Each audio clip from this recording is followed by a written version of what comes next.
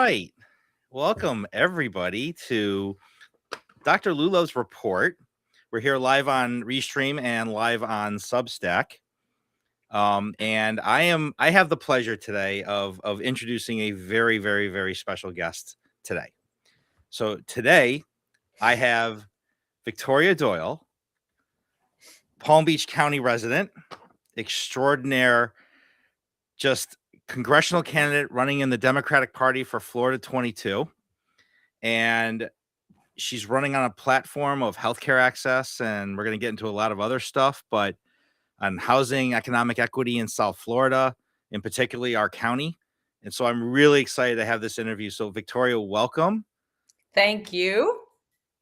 And I really appreciate you giving me the hour today, 45 minutes or so, however long you're able to focus today. And that's great for our audience and great for the people who live in the county and for the Substackers who are now watching.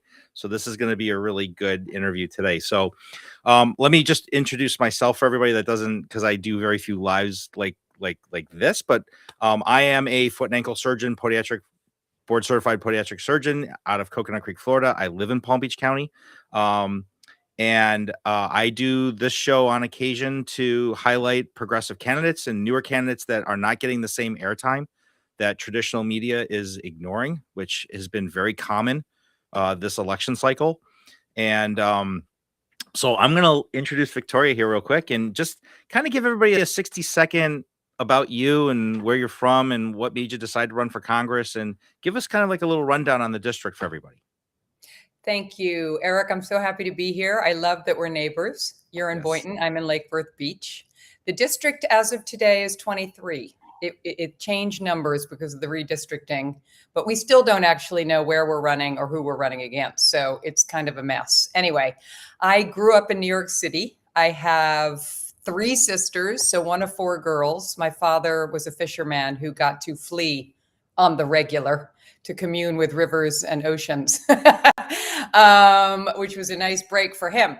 Anyway, I went to college in Vermont, law school in Brooklyn, became a trademark law specialist. That's a branch of intellectual property law because I love creatives, marketing, working with creatives. So I actually very much enjoyed the whole trademark branding fights and creativity.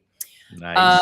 Had one daughter in the early 2000s. She's now a college graduate and living in the East Village of New York. She went back home. When she went to college, I had bought a house here in 2015. And every time I came, I didn't want to leave. And every time I got back to New York, more about New York got on my nerves. So it was time. And she went to college. I loaded up a U-Haul and literally drove myself in 2 days to my Florida house. And I've been here full time ever since. That was in 2021. Decided to run. I've been down here since 2002, but I've been coming down since 1994 when my grandparents bought a place in Delray, and I was the one I drove them down from Michigan. So I remember Jog Road north of Atlantic being dirt after Gulf.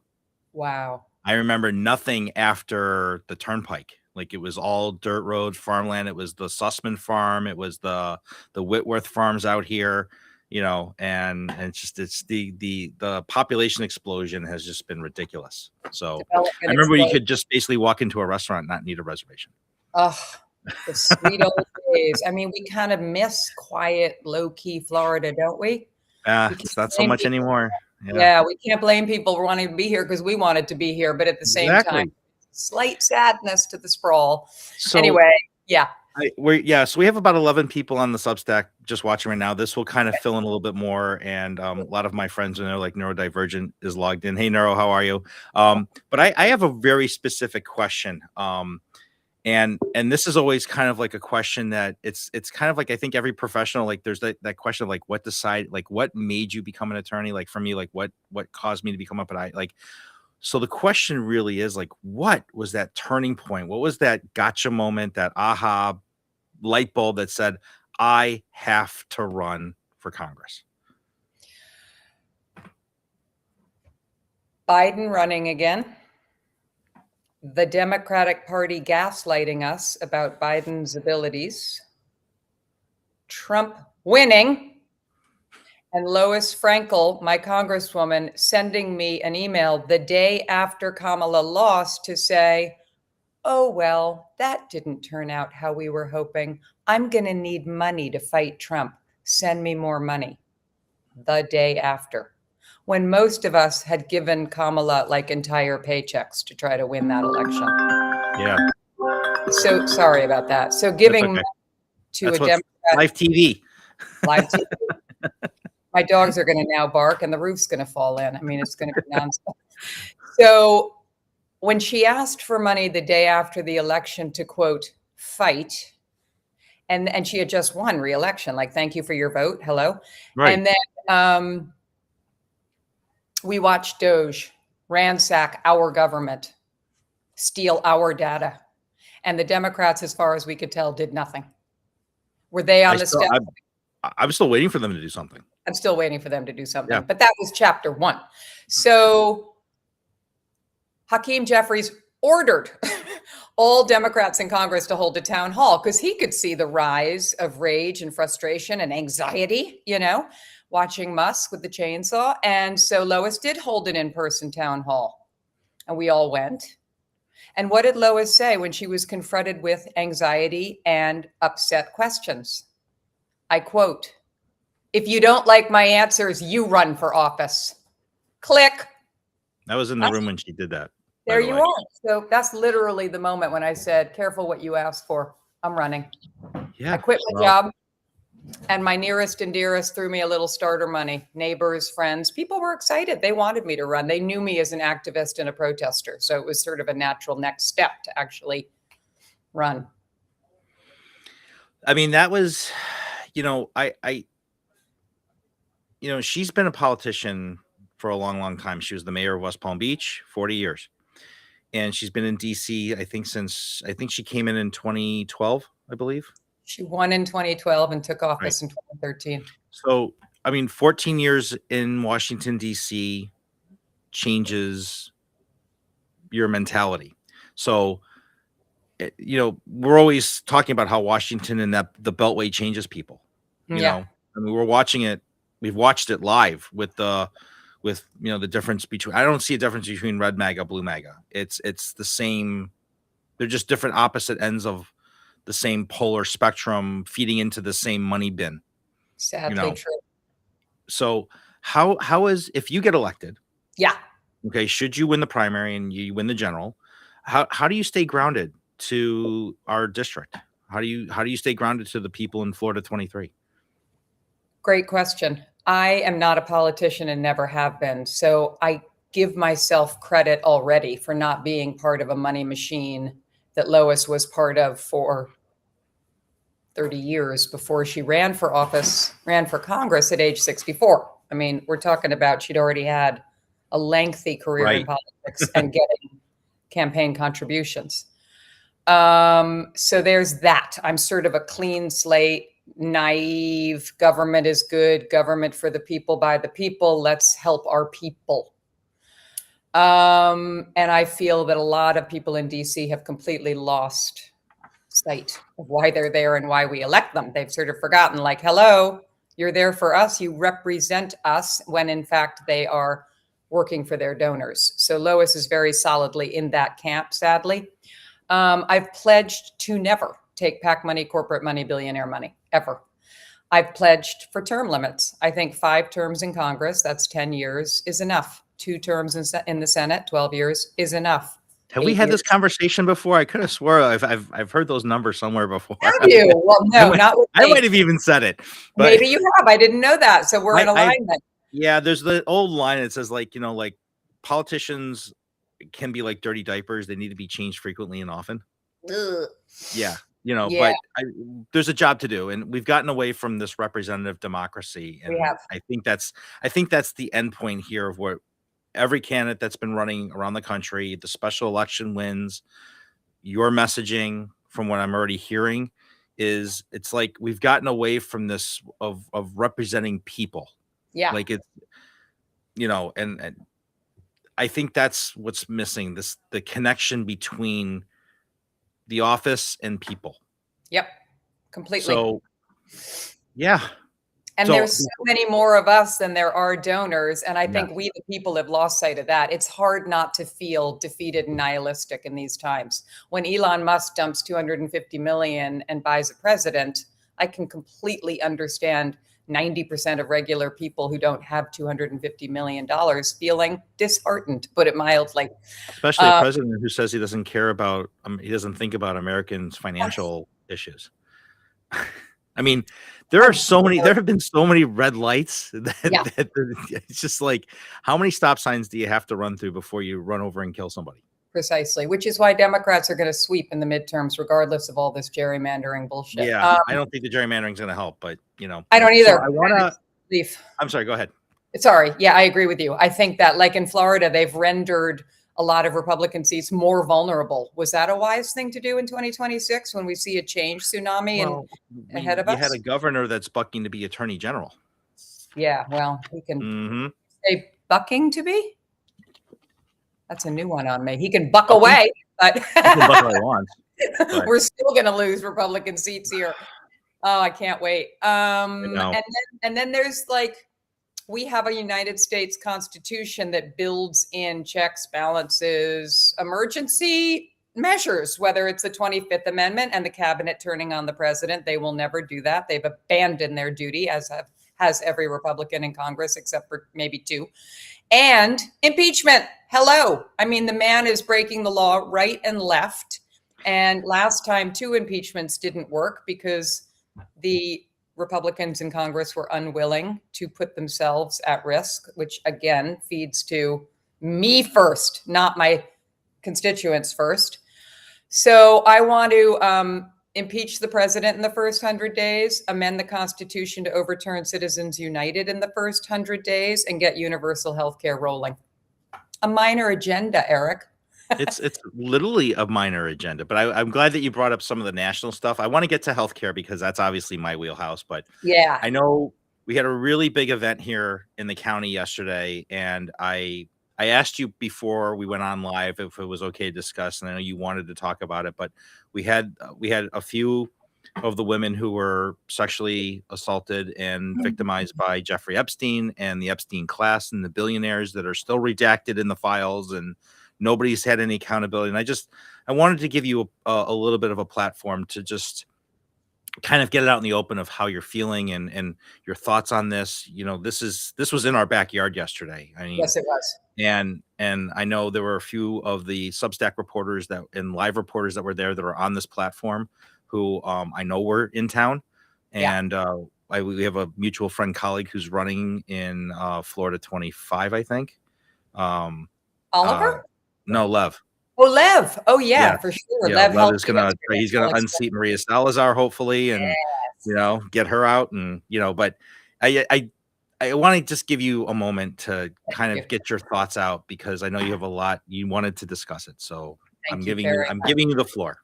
Thank you. So Epstein's crimes happened right here. His house is on Palm Beach Island, which I can practically see from my house. And Ghislaine and her subordinates were cruising the poor neighborhoods of West Palm Beach, Royal Palm Beach, and other nearby towns and cities, plucking girls from their homes and schools. Lois Frankel was mayor of West Palm Beach the entire time Epstein was finally being investigated, indicted, and got the sweetheart plea deal. So she was mayor from 2003 to 2011 of West Palm, not Palm. Correct. Not Palm Beach, right. Yeah. The Palm Beach detectives, chief of police did the right thing. They did an intensive investigation. They gathered evidence from about 35 girls who had been victimized, assaulted, abused, raped, and prepared a 60-count indictment against Epstein. That indictment, when given to the Palm Beach County State Attorney, is the proper title, a man named Barry Krischer, was buried. Krischer met with Alan Dershowitz, one of Epstein's dream team lawyers, and the whole focus of the investigation went from prosecuting Epstein to vilifying the girls, getting dirt on them, calling them Yep. prostitutes, and killing the indictment. So the Palm Beach law enforcement authorities were enraged, furious, and got the FBI involved to try to revamp the original indictment and get this guy. We know that didn't work. Alex Acosta came in, and between Krischer and Acosta, Epstein pled guilty to 2 counts of prostitution, 1 prostitution of a minor, which is an oxymoron and disgusting in and of itself. Yes. So he was sentenced to 13 months in a local stockade, literally the name, and given a work release 6 out of 7 days a week from 10 a.m. to 10 p.m., during which he abused more girls. So this area completely failed. Yes. The victims failed to stop Epstein from another 25 years of rampant international sex trafficking, abuse, rape, etc. And therefore, the Oversight Committee, which is, of course, majority Republican right now, but the Dems held what's called a shadow hearing because it can't be legit because they don't run the committee in West Palm Beach, in City Hall, that Lois Franker herself built for herself. So there she was on her home turf with esteemed members of the Oversight Committee, including Maxwell Frost and Melanie Stansberry and Garcia.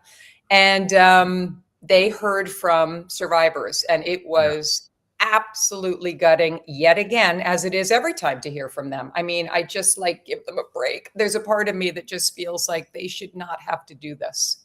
We don't need more of this. Yeah, the whole thing has been the lack of accountability is just continuously victimizing these women. That's how I feel. Year after year after year and decade. And literally the government, this is where the FBI was supposed to protect the people. Right. Right. This was the whole charge. Isn't the charge of the FBI? It's to investigate criminal activity under US code and prosecute those that have deemed to have violated federal law. That's and right. These girls, and they were minors. Now they're in their 30s and having their own children. And the heart-wrenching testimony yesterday of one of the survivors who was a Jane Doe, whose name was in the file unredacted 500 times. Pam Bondi did that. Yeah. Is that a crime? Because it should be. That woman spent her life keeping her name out of the public successfully until Pam Bondi put it out there 500 times. And now her entire life is flipped upside down. There have been, and I just want to take a moment here to acknowledge a few of my fellow Substackers. There have been a few women in particular, Tara Palmieri, Ellie Leonard, Elisa Valdez, Ashley Aloren. They have done a lot of investigative research articles into all this since the files have come out. There have been a lot of writings on we know now more about New Mexico, the Virgin Islands, the money, more people. I mean, this is if there is zero accountability when all this is over, we're failed. We're done. We're finished. So we don't have I wanted to give you the platform there and to acknowledge what happened here yesterday. And I don't want to make this all about the Epstein because we have a lot of other things I want to talk about. I want to talk about healthcare now. Go ahead. And people are upset when I say this, but I have to say it. There was press around what Epstein had done and the plea deal at the time. I've read it. It's clippings from the Palm Beach Post and other papers. Lois Frankel said, and I'm not exaggerating, not one word until 2018. No. Not one word. From 2003 to 2018, when Julie K. Brown, our total shiro at the Miami Herald, brought this to the nation's attention. I forgot to mention Julie, who finally got a Pulitzer. Yes. Fabulous. So anyway, yes. I bring this up because if I get elected, and I'm already doing it as a candidate, I will use my bully pulpit for good. Lois can show up at any meeting and be given respect, time, press, and ears to speak out on things, even if it doesn't fall in her particular jurisdiction or purview of power. She does not do that. She never did it for the Epstein victims, now survivors.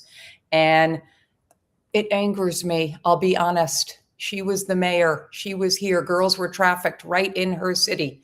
So I brought that up yesterday. It is not a big part of the story, and I don't want to blow it out of proportion. But just to say, using your bully pulpit for good is part of the job, and we should demand that of our representatives.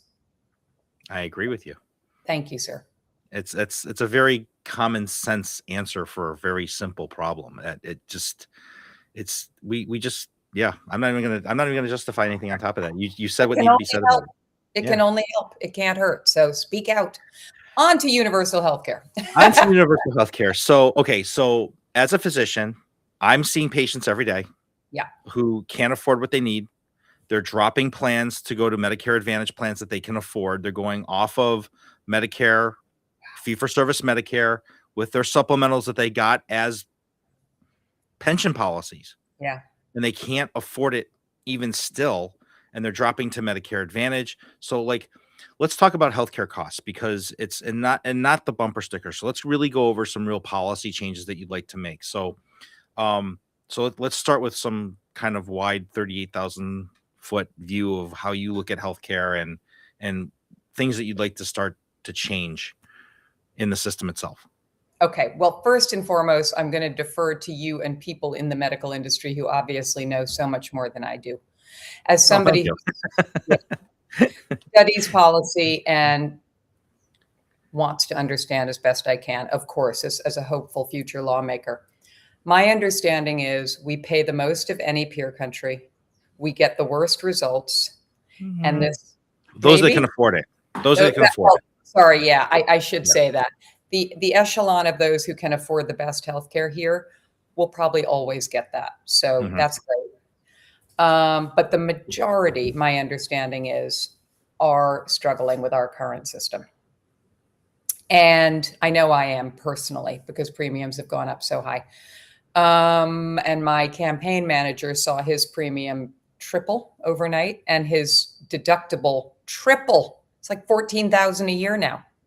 Personally, I don't. And that was the direct result of this administration Yep, and this Congress ending the ACA subsidy. passing the big disgusting, whatever you want to call that, and not continuing the ACA subsidies Right. that So were set to expire. Right. my understanding is the very first insurance company to emerge, Blue Cross in the 70s, was a not-for-profit company. They all were. They all were. They all were. They all Thank were. you. Now we are so for-profit Yeah.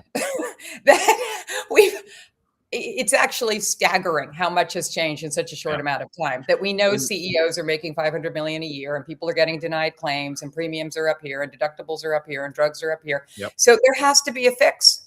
I mean, like, this is a basic essential need of absolutely every single person in our country. And so my feeling about the role of government and the purpose of paying taxes is to have our needs met, to the best of our ability as a government. Right now, we're failing on so many counts in that area. So I would love to see a single payer, not-for-profit healthcare system that will radically change how healthcare is delivered in this country. I don't have the right name. Is it Medicare for all? Is it universal healthcare? Is it single payer? I don't care.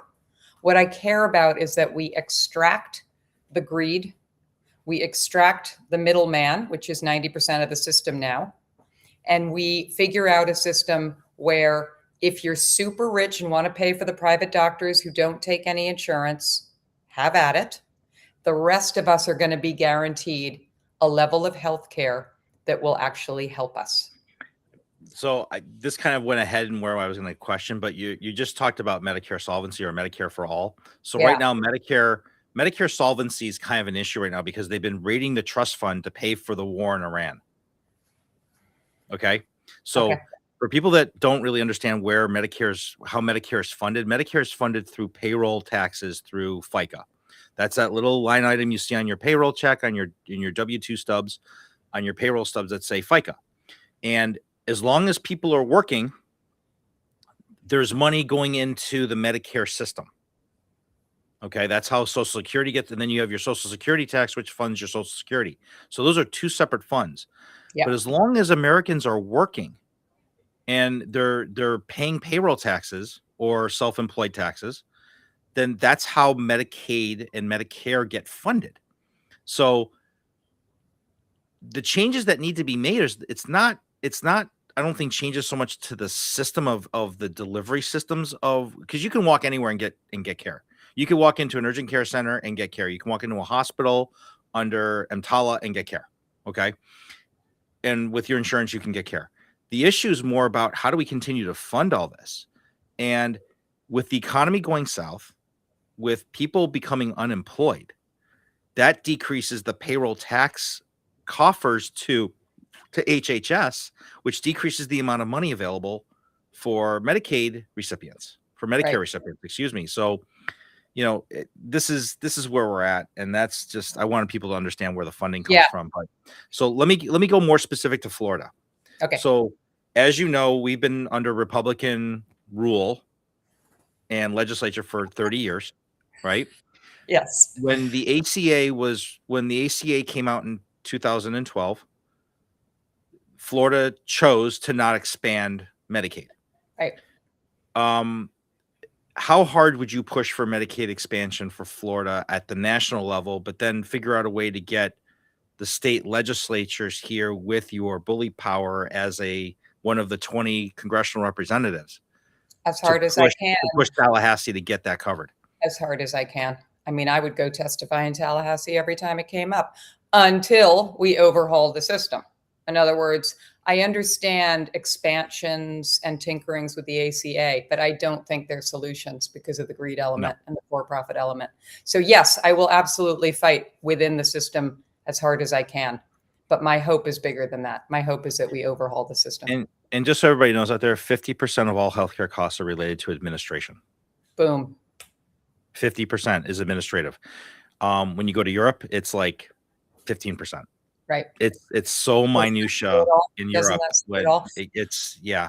We are between the pharmacy benefit managers that are profiting out of the system, and it's not really the manufacturers or the pharmaceutical manufacturers that are profiting. It's the benefit managers. It's all these middle people. It's all these mid-level management directors that are basically saying, "Oh, well, you can have this drug, but you can't have this drug because of the cost issues, even though that other drug may be more beneficial for you." And it's never been about the care, and it hasn't been about the care for a long time. It's been about the profitability. I find that devastating. I really do. Yeah. It's wrong. We are the richest country on earth. We know we can afford this. It's that scarcity abundance argument. The Republicans love to emphasize scarcity. And they're the ones who gave the biggest tax cuts in history, causing our debt to swell so high. We're spending something like $1 billion a day on interest. They're the ones going to unnecessary wars for years and years. So don't talk to me about affording it. We know we can afford it. We're the richest country on earth, and we will make it happen. We're going to end tax loopholes. Sorry. So I wasn't sure if you had saw that, Mayor Mondani in New York had a $12 billion deficit when he took office from Mayor Adams, and now he's down to zero.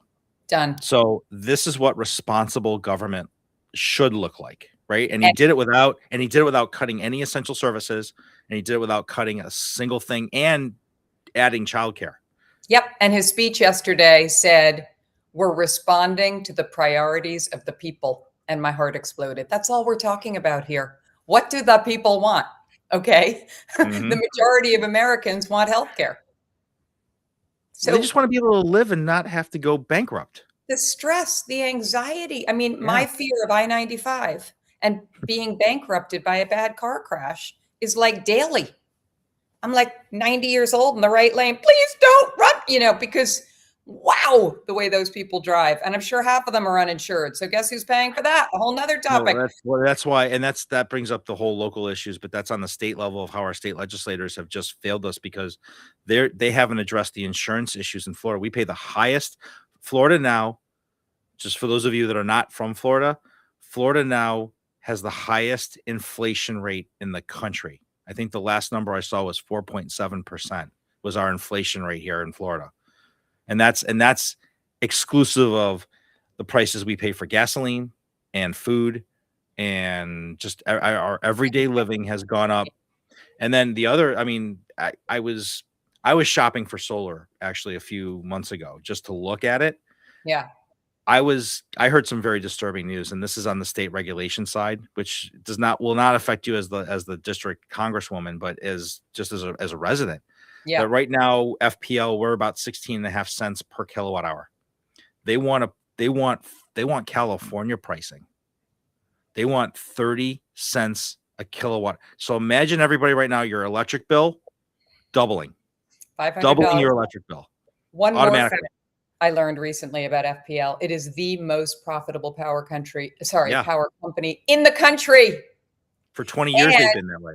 It pours money into Republican coffers. So DeSantis is completely pro natural gas, oil and gas, polluting gas, and has left renewable energy in the dust. So that's a whole nother topic. The Sunshine State should be number one on solar power. We could have been such a model state for decades now. And here we are just flailing with overpriced natural gas and AI data centers coming in to raise which is leading me into our local conversation issues now, because this is where I want to really hit. This is where it's going to hit the district. So our housing costs are astronomical, right? Yes. I mean, we are. So what federal levers exist that you think you can pull on? That which ones do exist and which ones do you think you could pull that actually can make a difference down here? Okay. We need to raise the minimum wage to $25 an hour. And we need to work with small businesses if they cannot afford that, how to afford that. So we have a small business administration that could be nimble and helping small businesses work with that. With universal health care, of course, that will lift many, many costs of businesses, big and small, because the government is now going to kick in for that system. And affordable housing, we have a housing department. And again, we need far more robust and nimble money put into building affordable housing that's ecologically sound, that makes sense for where people want to live. Let's revive old buildings. Let's buy up abandoned and vacant buildings. Let's not make it all about housing starts and building anew. Let's be super nimble, take an inventory in each county of what we have, what's not used, what's vacant, and get HUD to come in and help. There is money there that is not being used, and people are left on their own, and now they can't afford their first home until they're 55 years old and their kids are out of the house. So I'm gonna divert real quick and then just kind of we'll pivot back here, but because you just said using money to buy up and shore up older buildings. So you mean we shouldn't be buying warehouses and creating concentration camps? Is that a leading question, sir? No. We absolutely should not be buying warehouses to illegally incarcerate people and then torture and abuse them. We should be buying warehouses to turn them into beautiful lofts that people want to live in. That's a great pivot. Thank you. I like that. Do you know of any buildings currently right now that DHS has executed in Palm Beach County that they're using as concentration camps? I know we have privately owned concentration camps in the county. I don't know of government owned. So I don't know. I don't think that. Yeah, my research hasn't. It's the private stuff is what's. It's the private stuff. And then the state announced yesterday they're closing Alligator Alcatraz permanently and breaking it down. So that was a financial fail among every other fail, human rights, etc. Huge fail. So a lot of our district are renters. There's a large renting population in Palm Beach County. Yeah. Do you think that tenant protection is a federal issue? Yes. So what would that position look like if you had to kind of put it into a policy term? Well, New York City, for example, has maybe too strong, but very strong laws to protect tenants. Now, I do need to see both sides. If you own an apartment that you depend on for the rental income and the tenant won't leave, you can't let them stay for 10 years. That's not right. But anyway, a balance between tenants' rights, housing owners' rights. I think more than anything, it has to do with the price of rent. And this comes back to HUD and just building affordable, attainable housing. There is no way in a capitalist free market system to walk in and tell a homeowner what they're going to charge for rent. That's not acceptable. Right. And the market distortions are wild right now. They don't respond to the free market anymore because of corporate ownership of housing, billionaire ownership of housing. Like the distortions are so many now. We just seem to have lost the foundation of supply and demand. That's just sort of like blown out. I know you frequented Atlantic Avenue in Delray probably Yeah. more than once, right? I Yeah. can think of at least 4 restaurants that have gone under in the last 3 years because of skyrocketing commercial rent Right. properties. Here we go And with the Small right, Business Administration again and HUD. Like, we can be doing more. Like, I'm friends with Rodney Mayo, who owns a bunch of restaurants and coffee shops, and Subculture in Delray is one of his. He doesn't have enough parking, they've decided, after right. approving their parking originally. So he's in a bind. Like, he cannot buy a And he just lot. moved. Did they And he close just it? moved. No, he was, well, remember he had Yeah, yeah, the yeah. space This next is this new to location. his And new location. the city Right, said, pay us money in lieu of parking. It's called an in lieu of deal, which he did. And now a few years later, they're like, oh no, you need another 30 spots, which, in Delray is going to be a $30 million lot. Like, what are you kidding? right. So he's in this incredible bind with the city demanding something after the Ugh, fact, after the approval, and nowhere to turn, frankly. So they're trying to work with him. And I don't want to, be an absolutist on it. It's still a work in progress. yeah. But my point is, when cities do that, there has to be a place for that small business owner to turn and get help. There have to be ways to have public-private partnerships, federal, state, city And we partnerships. used to have that. That's what made Delray what it is today. Yes, It was that private public partnership back in the 90s and the early right. 2000s, That's and built it up into the vibrant, incredible place it is, even if there's no parking. so this one's hitting a little harder for me because my daughter just graduated high school yesterday. She had her commencement ceremony yesterday. Thank you. Congratulations. So our public schools are under major pressure in the district. They are. Major pressure. So we've seen cuts at Department of Education. We have, Linda McMahon, who's basically under orders to shutter Department of Education down and to stop teaching kids actual American history and only teach this whitewashed version of U.S. history, and not to teach African American studies at universities that are public universities in Florida by decree by the governor. So how do you see the role of the federal government being as a future potential congresswoman? Yeah. What do you see the role of federal government playing as with your potential role in Congress, having a role in shaping local school policy at the federal level? Like, how do you enshrine all that stuff? Schools are local, and I respect that. We need a much more robust Department of Education that has clearly been gutted by this administration. McMahon wants to end public school education Yeah. altogether. So that is just so far from, where I am. I firmly believe in excellent public education for absolutely everybody. And it was a foundation of the founding of this country. Let's give equal opportunity to everybody and see what they do with it. So much more spending federally on education. Now, usually that centers on special needs, special ed, specific niche things. We're not coming in and paying for public school systems. However, David Jolly, who's running for governor, and I support him primarily because his 2 top issues are public education and healthcare. So yes, right on, David. That's what we need. So he says our public school system is crashing because so much money is going to charter schools and homeschools. And there's no auditing. And now that they've done the audits years later, yeah, there's so much diversion of funds out of the charter schools that's right. that the students at the charter schools are actually falling behind the kids in public school. That's right. So how to fix that? Yeah. Make public schools the number 1 priority. There are some public charters that are outstanding. And I have toured one, South Tech, and I don't want to deny the value of schools like that. But private charters, for-profit charters, absolutely not. Our public school system needs every dollar. Our teachers are woefully underpaid here. Our student body is declining, partly because of ICE, but also partly because of this whole charter fantasy. And the state needs to fully fund and make much more robust our public schools. No free speech suppression. That is obviously unconstitutional and outrageous. And Black history as American history is vital to understanding who we are and where we came from.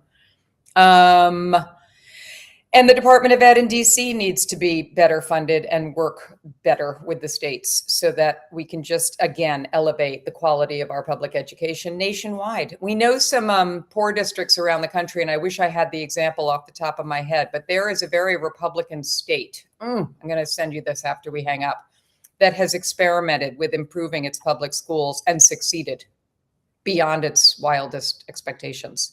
So that's what I like about public school being local. Like, different districts can learn from different districts. Yeah. The governors of each state need to oversee and nourish that. But there is so much room for improvement. I'm going to end it there. So much room for improvement.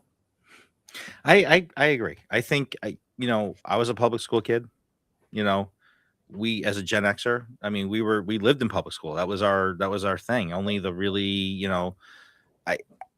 there's something to be learned with our kids, and we need to get back to, like, I mean, unfortunately, this stupid thing has created more problems than we can, but so I want to touch on education real quick, because I just had another thought process, and there was another question so I am not in favor of these big monster omnibus bills that fund the entire government at one shot. I remember the days when, the administrations would have to argue. Each department would then you would have 14 appropriation bills for each part of the government. Are you willing to go back to that type of funding negotiations in Congress to do single appropriations for defense and state and Absolutely. treasury and go back to that type of regular business as opposed to what we're Yes, doing now? because transparency and accountability are completely folded into that. And the omnibus just lets things like, oh, let's add $1 billion to the ballroom slip by. It's impossible to analyze, process, and debate an omnibus bill. So I much prefer the topic by topic bills, where we can get everybody in charge up in Congress defending the budget. The Defense Department's never been audited in its history. We know. Isn't it amazing? It's amazing. It's never been audited, right? Anybody else, any other company, would close. So that's, like, I'm really obsessed with fixing waste, fraud, and abuse in defense and taking down the defense spending, because that's such a huge amount of money we could be putting into universal health care, for example. Yeah, I had written an article a couple weeks ago that published in Bullet Media about the $200 billion ask. Yeah. That wound up becoming 1.5 trillion. Yeah. And how much of it was going to be additional cuts to NIH, CDC, HHS. Right. Like, this is, I mean, everybody, like, all I saw over the weekend was hantavirus. Oh my God, hantavirus. Okay. My dear friend, Angie Rasmussen, who is the editor-in-chief of vaccines, is the clinical professor of microbiology at University of Saskatchewan, knows everybody in the ACIP. I mean, she literally went on CNN, I think, on Friday, and was basically like, nothing to worry about. The bigger concern is the slashes to NIH and the CDC, cutting the pandemic response unit, killing all of our national structure security in the pillar of public health. Right. With this, I mean, this, like I said, there's a massive amount of accountability. It's the tragedy of phones, right-wing media, unregulated algorithms. In other words, something this big can become this big in a nanosecond. And the Republicans love it, because you never focus on the bigger issues that are actually affecting you. So trans people in sports, 5 people in the country, the hantavirus, not that contagious, not a public health worry. Wasn't even near our shores. Wasn't even on our shores, etc. Right. So little tiny things blow up. Fox News obsesses over them for a month, while failing to discuss the cuts to Breaking Medicaid, alert. the cuts to NIH, the cuts to NOAA, the cuts to the things that affect the majority of us. I'm glad you brought up NOAA, because I was going to talk about climate next, and this is always kind of like, we live in Florida, right? We're heading into hurricane season. I think May 1st started our hurricane season, so we're like kind of ground zero for climate change here, and while we've been fairly lucky on this side, the west coast of Florida has just been hammered the last couple of years. Between flooding, hurricanes, we had a really bad storm here yesterday, and we got 1.5 inches of rain in 30 minutes yesterday. Sea levels are rising, and there's this. How urgent is this? your Very. with your campaign, and Yeah, and I mean, it you is. live in Lake Worth. I mean, you live in Lake Worth Beach. I mean, Yeah, I'm 10 miles inland, but yeah. what does it look like in your legislative agenda? How do we get back and address climate change at the federal level, and how do we get back to where we were making progress? And Yeah. so, how does your legislative agenda look like on this? Let's start with electing Democrats who take climate change seriously because they're not beholden to every oil and gas and other fossil fuel interests pumping money into them. So tragically, we've known we need to move away from oil and gas for decades. We haven't done it, and Trump is embracing it more fulsomely as he possibly can. That is a huge existential mistake and threat. We get flooding on the regular here. I learned the other day that Palm Beach is going to be gone. Like now it's visible when Palm Beach will be gone. And since those are some of the richest people in the country, you would think they might, donate money to people who actually want to try to solve warming oceans and climate change.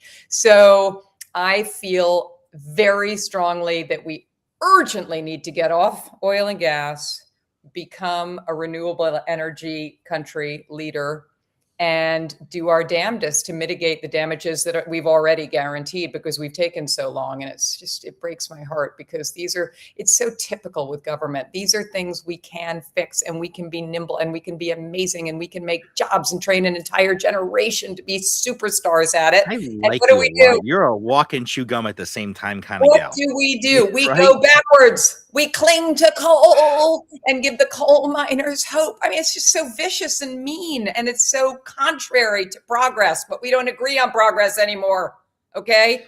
Which is going to lead me into, I want to focus on the last 10 minutes or so that we have, and I really Sure. appreciate all the time you've given me this morning. This has been a lot of fun, but Thank I want you. to I want to talk about the race. I think it's really important that we talk about the opposition, governance, and your current race in the primary right now. And so we kind of talked a little bit about, you mentioned, Representative Frankel and her. I think you've kind of basically sharpened your differences on your policy changes with her and you. I think you've been very clear about that earlier in our conversation, but our district is very competitive.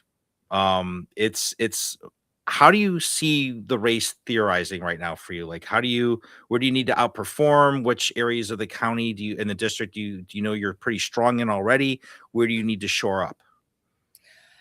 Good question. I think we have a lot of momentum because of timing, public consciousness. Money in politics is now better understood, more talked about, and finally becoming a liability for members of Congress. So in every speech I give, I am a fact thrower. I am not a personal attacker. So the fact is that Lois Frankel has taken money from Big Sugar, one of the biggest polluters of our Everglades, forever. Not just the pack of Big Sugar, but every fan hool on the family tree that owns Big Sugar. That's a billionaire family from originally Cuba, if you don't know, that live in mansions on Palm Beach. Walmart, a company that refuses to pay living wages, that we subsidize their workers with SNAP benefits, gives money to Lois Frankel. I would not take money from the biggest retailer in the world that won't pay its workers a living wage. So this is a very easy fact to point out. She has no answer to that. I say I don't want or need that money. I'm going to win by talking to people, listening to people, hugging people, because people want change. This is a change election, finally. Finally, she's The taken, most 1.4 million from a very specific pack. Yes, and I was going to bring that up next. So Yeah. I think the most sensitive and probably controversial issue is the state of Israel, Prime Minister Netanyahu, human rights abuses, war crimes, the facts right now of that country and that administration. And I tell everybody, I am a New York City girl. I grew up with many Jewish friends. I have Jews in my family, my brother-in-law, for example, among others. I know people, have friends in Israel who've spent time in New York, go back to Israel. I went to Brooklyn Law School. I had Israeli classmates and friends. So this is not a remote topic for me. You know, I support Israel. I respected the United States' moral orientation, obligation to help found Israel. And I support what we did to help Israel get on its feet, which it has done spectacularly. Okay. Israel is a wild success story. And in some ways, not in some ways, Israel is more liberal and progressive than we are. They have subsidized affordable college. They have affordable health care. They have legalized abortion. Okay. Three things that we don't have. Those are big topics. Those are pretty big. Those are big. So Prime Minister Netanyahu comes in and all but destroys Israel's reputation in a very short amount of time. And this is tragic. And the people of Israel, the majority, do not want Prime Minister Netanyahu No, they in power. don't. And the division between the ultra-Orthodox and the radical nationalists who are going into the West Bank and taunting and hurting and behaving terribly toward Palestinians in the West Bank is not something the majority of Israel supports, wants to see. They're horrified by it. So I say I would never criticize the state of Israel or the people of Israel. I criticize Netanyahu, what he has done on his watch, and AIPAC, the primary non-partisan lobby here that blindly and unconditionally supports Netanyahu. So if you take AIPAC money, you are taking right-wing billionaire American money, Trump money, to support Netanyahu in a country that has been gravely injured by Netanyahu. So that is a calamity. Now, a lot of our Democratic representatives have taken AIPAC money forever, and it was fine. People weren't paying attention. Now they are, and it is a liability. And from Senator Booker in New Jersey to Lois Frankel in Florida, people are upset about AIPAC money and Netanyahu.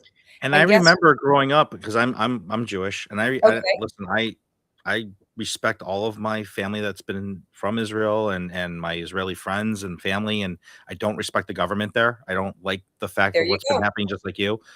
But I also remember a time when AIPAC actually did good stuff. Right. And they weren't funding evil enterprises, and they weren't funding opposition Democratic candidates that were only in line for their political futures. And it's just a sad, but it's a mess.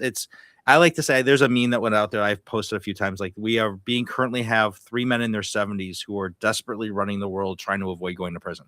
Precisely. Okay, so but now Trump's almost 80 now, so it's like, there's like no argument when you reduce it to that. Like, again, the will of the majority, irrelevant to those men. It's all about them. It's all about their power and avoiding prison. So it's so tragic. I know. And I really appreciate all your time today. I have 2 final questions, and hopefully we can keep them kind of short. So is there a Republican position that you actually agree with? Is there one that you'd push back on in the Democratic Party versus one that you would actually push for the Republican Party? Is there one policy that you do agree with? Ooh, I've never been asked that, Eric. I'm sure there is. And now I really want to be a quick thinker and find one. I mean, there's a lot of bad policy there on both sides, but I mean, there's got to be one that now it's so extremely bad that it's difficult to, well, lowering the gas tax sounds like a good idea. Which we know isn't going to do a whole lot right now. I support border control. I don't support ICE, and I don't support abusing and denying immigrants' rights, but I do support border control. And I do think Biden erred on that and gaslit America on that. And Kamala, of course, adopted his position and refused to criticize anything he did. Big mistake. So those are 2 things. I agree with the secure border. We need borders. And I agree with lowering the gas tax in a time of extreme stress for all of us. I drive an electric car, so I'm not suffering as much, but most people drive gas cars and they are struggling, and it's not okay.